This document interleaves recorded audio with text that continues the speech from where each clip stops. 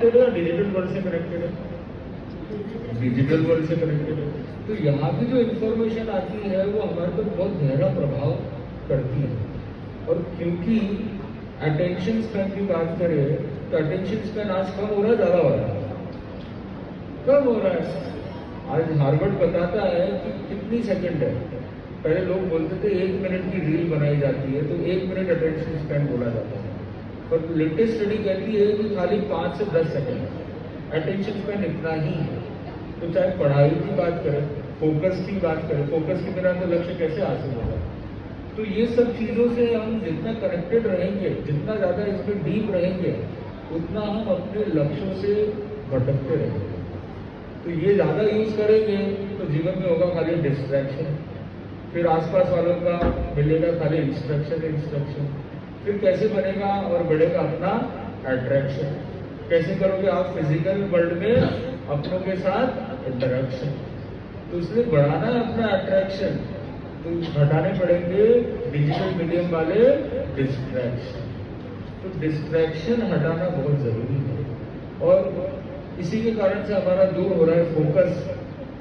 हमको लगता है हम थोड़ा भी फिजिकल वर्ल्ड को फेस कर रहे तो हमको लगता है दुनिया निकाल रही हमारा कस, हम हो जाते हैं बहुत जल्दी टच से बस, फिर बोलते अब हो गया ऐसा, क्योंकि मेहनत नहीं कर पाते, फिजिकल वर्ल्ड को सहन नहीं कर पाते, क्योंकि हमारे पास एक ऑप्शन पड़ा हुआ है डिजिटल वर्ल्ड। तो जब तक हम फिजिकल वर्ल्ड में नहीं रहेंगे, रियल वर्ल्ड में रहेंगे, रियल वर्ल्ड में नहीं जाएंगे, तब तक कैसे ड्रीम्स होंगे फुलफिल? डिजिटल मीडियम करेंगे आपका टाइम को फालतू का किल। कैसे अपने रिलेशनशिप होंगे हील? उसने ड्रीम्स को करना है फुलफिल। तो छोड़ो रील और आओ रियल वर्ल्ड। तो रियल वर्ल्ड बहुत जरूरी है। रियल वर्ल्ड में जितना रहेंगे उतना हम ज्यादा आगे बढ़ेंगे। और मैं कह रहा था कि जो हमारा सबकॉन्शियस माइंड है उसमें इतना इसका गहरा प्रभाव पड़ता है। अब ये देखिए कि सबकॉन्शियस माइंड में आप जो चीज़ देखते हो वो चीज़ फीड भी हो जाती है और वो हिसाब से आप काम भी करते हो। एक छोटी सी घटना आती है और बहुत मार्मिक घटना है।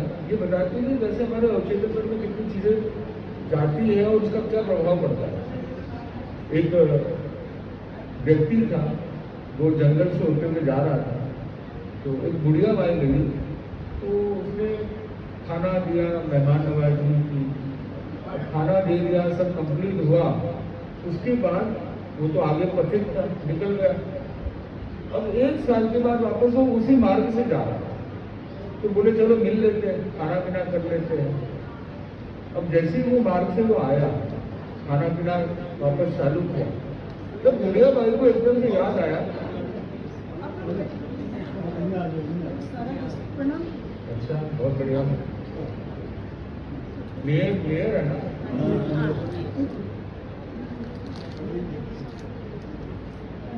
बहुत अच्छा है।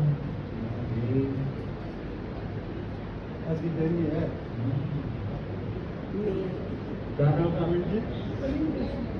प्रवीण जी जोशी, राजस्थान से। अरे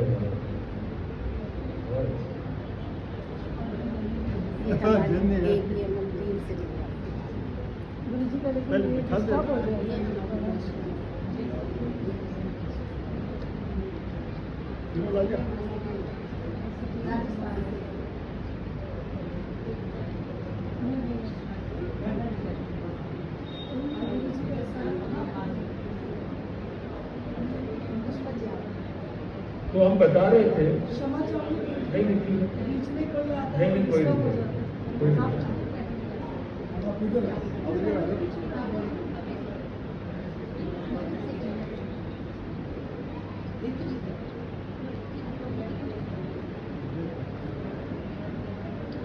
तो हम बता रहे थे कि वो जो पथिक था वो जब रास्ते से वापस आया तो वापस वो बुढ़िया बाई मिली, और बुढ़िया बाई मिली और बोली कि तुम जिंदा कैसे होता है? तो बोले तुम क्या बात कर रहे हो, तुम ऐसा क्यों बोल रहे हो? तो बोले ऐसा है कि जब आप पहले आए थे ना, उस टाइम पे मैंने कुछ गर्मा गर्म खिलाया था, अब तब तो भाव के साथ खिलाया था, पर फिर जब आप आगे बढ़े तो पता चला कि उसमें एक सांप की थी। और वो सांप मर गया तो मैंने देखा कि वो जहर तो पूरे खाने में चला गया और आपका भी देहांत हो गया होगा। अब आप ये देखिए कि उसने जैसी ये बात सुनी कि मैंने किसको खा लिया, जहर को खा लिया, सांप के अंश को खा लिया, वैसे उसके दिमाग में इतना ट्रॉमा पड़ा, उसी टाइम पे वो उसका देहांत। अब देखिए सबकॉन्शियस माइंड, कई बार कई चीज होती रही है पर वो दिखती है, पर कई बार कई चीजें जो नहीं दिखती है वो होती है। तो ये हमारे अवचेतन मन में बड़ा गहरा प्रभाव करती है। तो मैं इसलिए कहता हूँ कि हम एक कम से कम कुछ एक बेसिक प्लेज है, और हम आध्यात्मिक रूप में भी देखें तो कर्मों का सबसे बड़ा अगर बंधन देखें तो किसके माध्यम से हो रहा है? फिजिकल वर्ल्ड से हो रहा है या डिजिटल वर्ल्ड से हो रहा है? आप लोगों ने तो कितनी कहानियां भी सुनी है, प्रसन्नचंद्र राजर्षि जो भाव भाव में कितने नाथियों का बंधन करते हैं, और भाव भाव में कहाँ स्वर्ग और कहाँ सीधा केवल ज्ञान।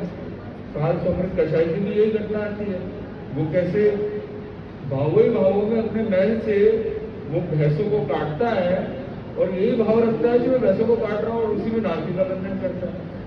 और किंदुल मच्छ की भी घटना आती है, मगरमच्छ के पकड़ियों पे बैठता है और यही सोचता है ये मगरमच्छ क्या कर रहा है, इतना बड़ा मगरमच्छ है, इतना बड़ा तालाब है, इतने सारे जीव जंतु है, तुरंत चट कर जाना चाहिए, पर ये तो ऐसे ही बैठा है, पड़ा है, शांत है।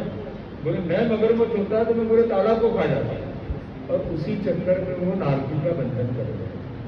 तो आध्यात्मिक दृष्टि से भी देखिए तो आज हम सबसे ज्यादा कर्मों का बंधन किसमें कर रहे हैं? फिजिकल वर्ल्ड में कर रहे हैं, डिजिटल वर्ल्ड में? Digital world. जब हम ये बोलते हैं ये हो जाना चाहिए, उनको मार देना चाहिए, उनको खत्म कर देना चाहिए, उनको मिलिट्री वालों को जितना दोष नहीं लग रहा होगा, मुझे लगता है उससे ज्यादा किसको दोष लगता है? हमको लगता है, क्योंकि वो तो प्रोफेशनल लोग हैं, वो इमोशन को नहीं जोड़ते, उनको तो मिला है ये टारगेट कंप्लीट करना, उतना वो करते हैं, उसमें इमोशन को साइड में रखते हैं। तो ज्यादातर जो कर्मों का बंधन हो रहा है वो इमोशन से हो रहा है। हम कहते हैं ना तन मन और धन, उसमें सबसे मन वचन और काया, मन वचन काया में सबसे ज्यादा कर्मों का बंधन किससे होता है? मन से होता है। वो तो काया का उपयोग करे या वचन का उपयोग करे, मन न भी हो तो भी उनको करना है, पर हम कितना मन इन्वॉल्व कर रहे हो उसमें।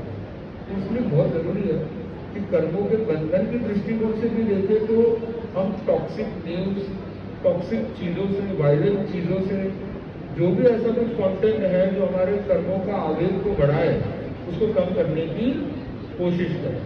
तो आज हम वो तपस्या जो खाने की तपस्या होती है ना, वो करें नहीं करें, पर आज किस तपस्या की जरूरत है? जैसे खाना आपके लिए जरूरी है, पूरे दिन खाते हो क्या आप लोग? आप लोग क्या करते हो? बीच बीच में गैप करते हो, इंटरमिटेंट फास्टिंग और अलग अलग प्रकार की फास्टिंग करते हो। तो फास्टिंग करने से क्या हो जाता है? अपने जैन धर्म में तो बहुत प्रसिद्ध है, सनातन में भी व्रत चलता है। तो फास्टिंग करते हैं तो कितनी बीमारियां ठीक हो जाती है। वैसे ही आज खाना हमारा कौन सा चल रहा है? मेंटल खाना चल रहा है। तो आज किस फास्टिंग की जरूरत है? डिजिटल फास्टिंग की जरूरत है, डिजिटल तपस्या की जरूरत है, जिससे हम हर लक्ष्य को हासिल कर सके। तो जब करेंगे डिजिटल फास्ट, तभी तो ब्रेन बनेगा सुपर फास्ट, तभी तो फिजिकल अपॉर्चुनिटीज मिलेगी हमको वेरी फास्ट, तभी तो हर कोई करना चाहेगा हमको ब्रॉड। तो नहीं करेंगे डिजिटल फास्ट तो लाइफ में कोई लक्ष्य हासिल नहीं कर पाएंगे, रहेंगे हमेशा लास्ट। तो इसलिए लास्ट रहना है, फर्स्ट आना है? फर्स्ट आना है। तो फर्स्ट आना है तो इन चीजों को थोड़ा बाय बाय करना पड़ेगा। तो एकदम सिंपल सी प्लान हम दिलाते हैं, सॉल्यूशन देते हैं आप लोगों को, क्योंकि प्रॉब्लम तो सबको पता है, अब सॉल्यूशन की बात की जाए तो सबसे मेन बात है। तो सॉल्यूशन में हम एकदम सिंपल प्लान देते हैं। सबसे पहले है मील टाइम। मील टाइम क्योंकि फैमिली टाइम होता है, उसमें ही हम लोग सब आपस में मिलते हैं, जुलते हैं, बातचीत करते हैं, पर आज वो भी टाइम दूर हो रहा है। आज वो भी किसमें लगा हुआ है? फोन, स्क्रीन, टीवी, सब उसमें लगे हुए हैं, सबका अपना अपना अलग अलग हिसाब किताब चल रहा है। तो उसमें मील के समय पर नहीं करना है कोई भी स्क्रीन के साथ डील, करना है तो फैमिली के साथ करना है डील, तभी आपके इमोशंस एक दूसरे के रिलेशन होंगे अच्छे से हिल। लक्ष्य होंगे फुलफिल। तो इसलिए मील के समय पर किसके साथ डील करना है? फैमिली के साथ। तो पहले मील टाइम पे कोई भी स्क्रीन नहीं देगी। फिर सेकंड है स्लीप टाइम, क्योंकि आज ज़्यादातर जो बीमारियां हैं वो स्लीप पूरी नहीं हो रही है, इसलिए हो रही है। उसको बोलते हैं इंसोम्निया। तो एज फॉर स्लीप, रात को 12 से सुबह 7 बजे का जो टाइम है वो बहुत वैल्यूएबल टाइम है। उस समय पर भी कोई प्रकार की स्क्रीन यूज करनी नहीं है। हो सकता है, नहीं हो सकता है। कोई इमरजेंसी है तो अलग बात है, कुछ आपका काम चल रहा है, बिजनेस से रिलेटेड है, किसी का कोई मंडल से रिलेटेड है, तो वो चल सकता है। पर बाकी जो ये स्क्रीन, जो वेब सीरीज, OTT, ये सब चीज जो देखते हैं, इंस्टाग्राम, वो नहीं करते। तो एस फॉर क्या हो गया? Sleep time.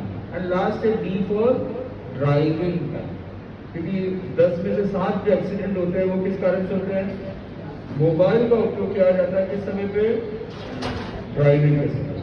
तो एम, एस और डी। तो एक बार रिपीट करेंगे सब लोग। एम फॉर, आवाज नहीं आ रही, क्या बात है? Meal time. S for and D for, S for, D for, M for. अरे तो ये प्लान ली जा सकती है। तो सब लोग हाथ जोड़े, एकदम बेसिक प्लान। और लक्ष्य को हासिल करना है तो और भी आपको डिजिटल डिटॉक्स करना पड़ेगा, डिजिटल डाइवोर्स भी करना पड़ सकता है कभी कभी, पर वो आपके ऊपर, आप कितना करना चाहते हो। मैं समझता हूँ कि वास्तवण करो नहीं करो, 28 करो नहीं करो, मेला तेला करो नहीं करो, पर डिजिटल मेला तेला तो बहुत जरूरी है।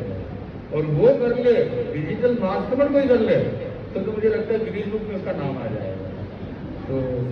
तो सब लोग हाथ जोड़ेंगे, हम संकल्प करते हैं। आवाज का हमारी क्या आवाज है? हम संकल्प करते हैं ये MSD प्लस, MSD प्लस 2027 तक, गुर्दे को गिफ्ट देना पड़ेगा ना उसको, तो 2027 तक निभाने की कोशिश करेंगे। तो बहुत अच्छा, बहुत बढ़िया। तो आप सब लोग तो करोगे। इस साथ में और एक आपको होमवर्क दिया जाएगा। आप लोगों को क्या करना है पता है? सरिता जी क्या करना है? अर्चना जी क्या करना है? बच्चों को बताना है और 3 लोगों को बताना है। कितने दिन में बताना है? 3 दिन में 3 लोगों को बताना है। तो ये खाली सोशल मूवमेंट नहीं है, ये इतनी स्पिरिचुअल मूवमेंट है, क्योंकि इससे व्यक्ति बहुत प्रभावित हो रहा है, ज्यादातर दुष्प्रभावित हो रहा है।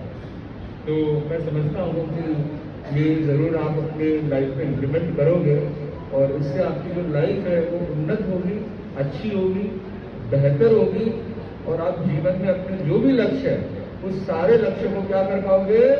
हासिल कर पाओगे। क्योंकि हमने किसको हटा दिया? लीक को हटा दिया। तो जब हटा दिया लीक तो ऑटोमेटिक अच्छी अच्छी चीजें करेंगी, स्वतः ही लीक, तो पहुंचेंगे हम ठीक। तो बात तभी तो बनेगी ठीक जब हटाएंगे हम सारी लीक। तो किसी का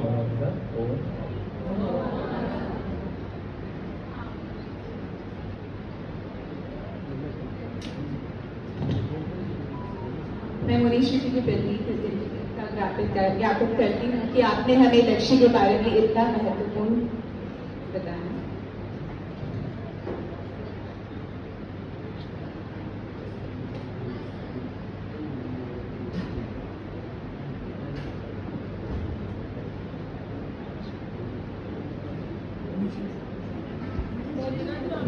आप विराजी हैं, आप लोग नहीं नीचे हो जाएगा। आपका आप लोगों को सभी होता तभी प्रोग्राम में देखो। नहीं वो कोई दिक्कत नहीं है। हमारे तो सारी क्या ना, हम बैकेंड में बैठे हुए हैं, तो कितनी अच्छी बात है। हम बैकेंड से पूरा आशीर्वाद दे रहे हैं आप लोगों को।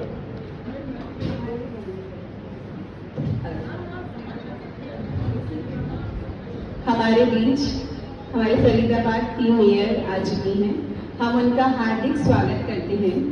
फरीदाबाद की प्रगति का संकल्प जिनकी सोच में है जन जन के कल्याण का भाव जिनके हर निर्णय में है, शहर की सेवा जिनकी प्राथमिकता है, हर नागरिक जिनके लिए परिवार समान है, ऐसी कर्मठ और दूरदर्शी महापौर का हम हार्दिक स्वागत करते हैं। प्रवीण जी जोशी, इनके सम्मान